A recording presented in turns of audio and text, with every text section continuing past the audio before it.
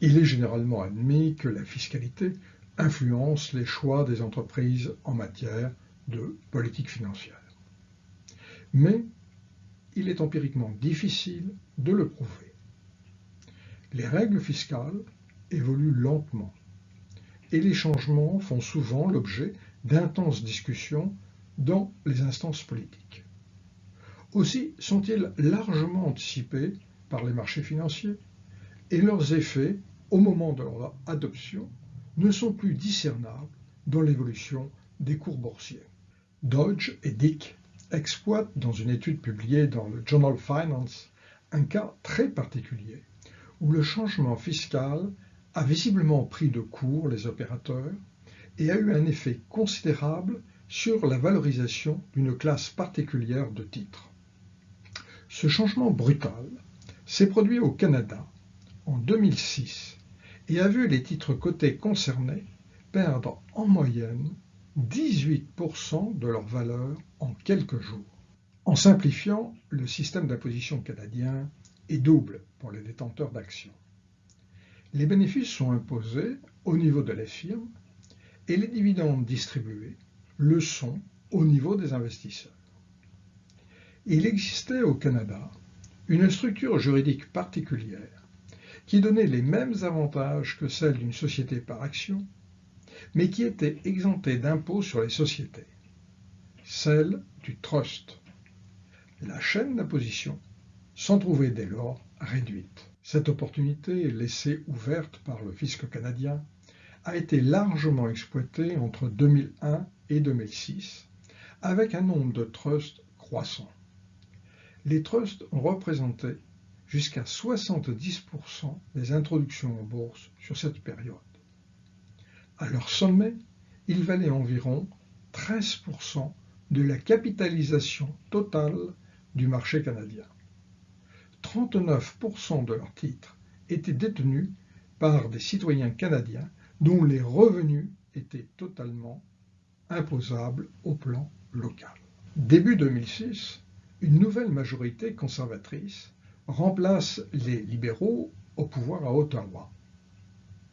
Cette nouvelle majorité paraît favorable au monde des affaires et annonce, dès le départ, un refus de toute imposition nouvelle. Elle mettra d'ailleurs en place une politique d'allègement fiscal. Elle promet de ne pas toucher au statut privilégié des trusts.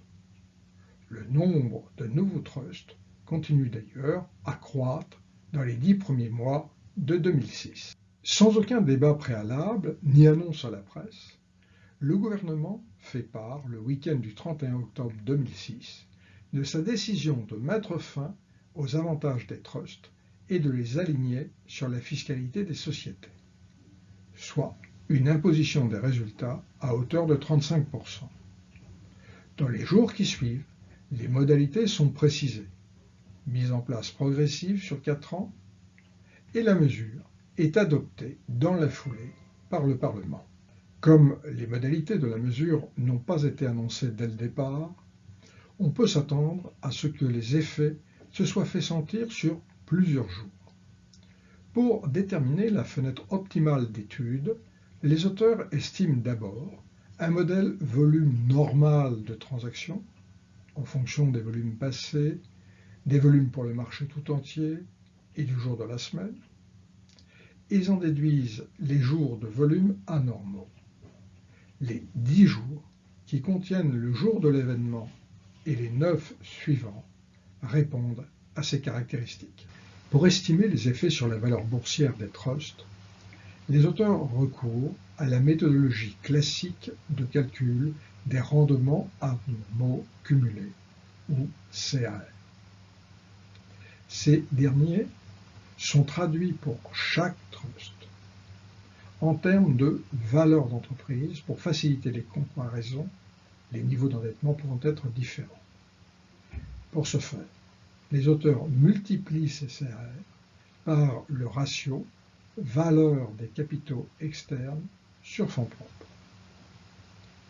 Les effets sont négatifs et significatifs, de l'ordre en moyenne de 15% de la valeur totale d'entreprise. Ces résultats illustrent l'effet que peut avoir la fiscalité sur la valeur des firmes. Par ailleurs, d'autres trusts qui n'étaient pas affectés par ce changement fiscal, les REITs, dans le domaine de l'immobilier en particulier, n'ont pas connu un tel déclin. Certes, la variation de moins 15% est plus faible que le montant maximum théorique, soit 31,5%, le nouveau taux d'imposition applicable. Selon d'autres résultats, non repris ici, l'effet est plus marqué pour les firmes dont le taux marginal d'imposition des actionnaires est faible. Tout ceci suggère que les effets induits sont en fait très complexes. L'autre résultat patent de la suppression de cette niche fiscale est la disparition rapide de ces trusts. En 2011, il n'en restait que 19, par ailleurs de très petite taille, et pour lesquels les coûts de transformation juridique étaient manifestement trop élevés. Tous les autres avaient disparu. On dispose donc d'un cadre expérimental exceptionnel pour comprendre les effets induits par la fiscalité. Dans une première période, 2001-2006, on peut observer les changements de décision financière induits par une fiscalité favorable. Et dans une deuxième période, 2007-2011, on peut observer les changements en sens inverse, conséquents à la disparition de ces mêmes incitants fiscaux. Pour ce faire, Dwajedic mène une série d'études sur des panels comportant à la fois des trusts et des sociétés cotées à Toronto, pour chacune des deux périodes.